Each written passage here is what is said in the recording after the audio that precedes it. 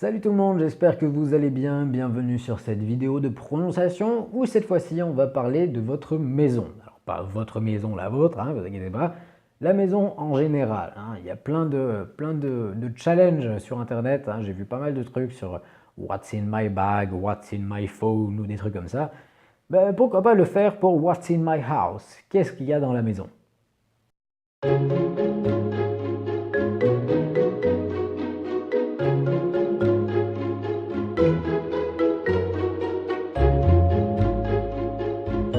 Alors d'abord, si on reprend un petit peu l'idée de base du thème, on a What's in my house? What's in my house? Et vous voyez que je le prononce assez rapidement. Il y a un mot qui passe presque à la trappe, c'est is. Is. Le verbe être conjugué, là pour le coup à la troisième personne du singulier. Et comme je vous l'ai dit dans les précédentes vidéos, les Anglais ont bien tendance, enfin les Anglais, ceux qui parlent anglais, les anglophones, ont tendance à couper certaines lettres ou certains sons, raccourcir dans tous les cas pour essayer de parler un petit peu plus rapidement. Et c'est vrai que ça, c'est une coupure qui est assez courante, c'est-à-dire qu'on coupe le i et on garde simplement le s. On met juste un apostrophe pour montrer qu'il y avait quelque chose à la base, comme nous avec l'accent circonflexe, hein, pour montrer qu'il y avait quelque chose à la base et qu'on l'a enlevé. Et bien là, pour le coup, c'est ça. What's in my house, si on le prononce vraiment correctement, c'est What is in my house. What is in my house? Si on revient un petit peu en arrière et qu'on regarde la série Dr House, eh ben oui, c'est bien comme je le prononce, c'est Dr House. Dr House ou Dr House ou Dr... Je les ai tout entendus, ce n'est pas du tout ça. Hein. C'est pas Dr House de canapé, c'est pas du tout ça, c'est Dr House. House. Alors, je ne comprends pas tellement ce qui est vraiment dur dans ce mot, hein, ce qui peut être un petit peu embêtant à prononcer parce que c'est quelque chose qu'on ne connaît pas du tout en français et qui n'est pas courant. C'est le H soufflé, house. Ensuite, la deuxième chose qui est intéressante, c'est qu'on a vraiment house. D'accord? C'est un seul son. C'est pas deux sons différents, on dit house. D'accord? C'est pas Dr House. Pas du tout. C'est pas house, c'est pas house. C'est un seul son. House. Dr House. Et pour le mot maison, il y a un autre mot aussi, hein, c'est pas forcément house, c'est home. Home. Alors, dans ce mot-là, il n'y a pas grand-chose à revoir, hein, à part le H soufflé dont je vous ai parlé. Il y a aussi le O. Comme vous voyez, je vous l'ai dit déjà plusieurs fois dans les vidéos, il y a des sons qui sont un petit peu différents. C'est-à-dire que le O français ne se prononcera jamais, quasiment jamais de cette manière-là en anglais. Et là, ce son-là, justement, c'est la première fois qu'on le voit vraiment, puisqu'on n'a pas le son O, quoique le son est assez profond, on va dire, mais c'est toujours pas un O français, puisque à la fin, on finit là aussi par le son E. C'est home. Home. Ok, est-ce que vous voyez vraiment les deux sons différents? C'est pas home, home, home. C'est assez subtil, mais il faut le voir quand même. Ensuite, la pièce que je trouve la pièce la plus importante de la maison, puisque la plupart du temps c'est la pièce la plus grande, on l'appelle the living room. The living room. Alors comme vous voyez, l'accentuation est sur la première syllabe, living room, et quand il y a une accentuation comme ça, on accentue principalement forcément sur la syllabe qui est accentuée, et puis le reste du mot passe pas forcément sous silence, mais est bien moins accentué. Donc on a living room. Living room. Et donc room.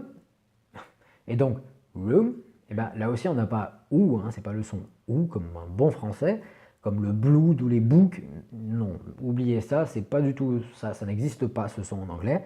C'est bien room. Room. C'est un petit peu compliqué à comprendre le concept de cette prononciation et je ne peux pas vraiment l'expliquer en fait. C'est un mix entre le OU et le E, mais à part ça, je ne peux pas vous expliquer grand chose.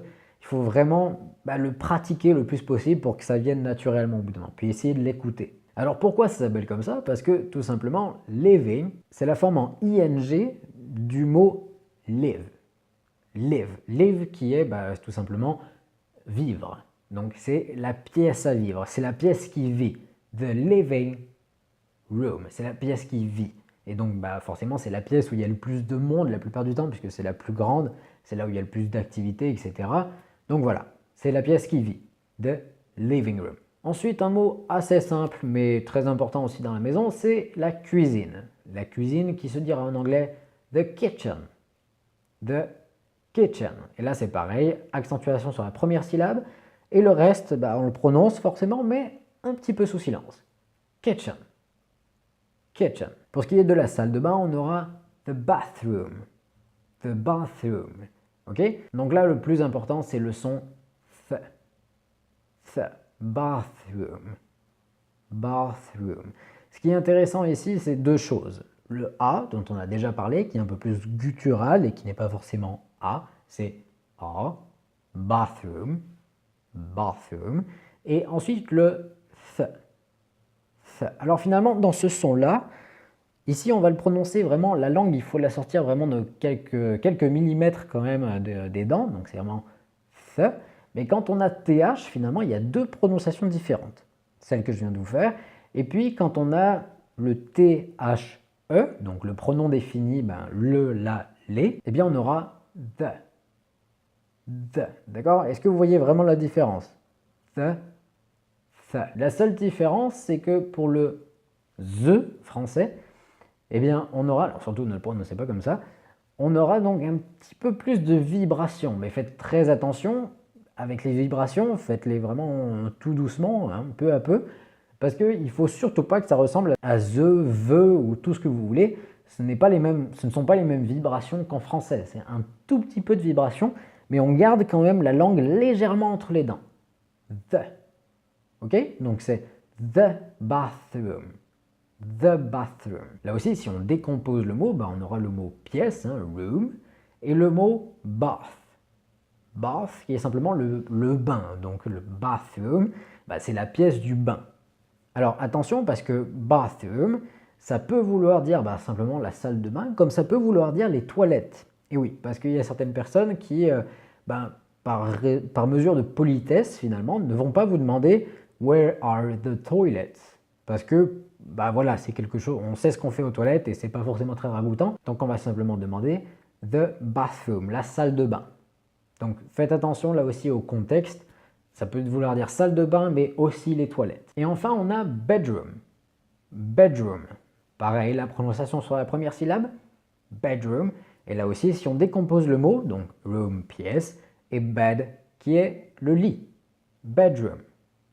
Donc la salle du lit simplement. Et là où il va falloir prêter attention, c'est the office. The office. Alors, The Office, ce n'est pas la série, hein, c'est bien la pièce.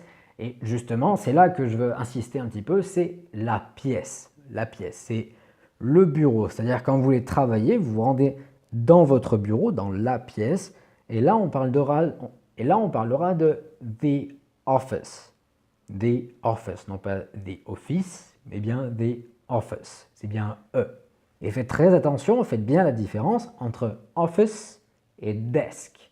Parce que desk, c'est ça, c'est l'objet en lui-même. Et office, c'est la pièce. Donc si en anglais vous dites I go in my desk, non, tu rentres pas dans ton bureau, là, tu rentres pas là-dedans, tu rentres dans la pièce. The office. Et le dernier mot, je vous ai mis vraiment le mot le plus compliqué pour la fin, hein, le garage qui se dira garage. Garage.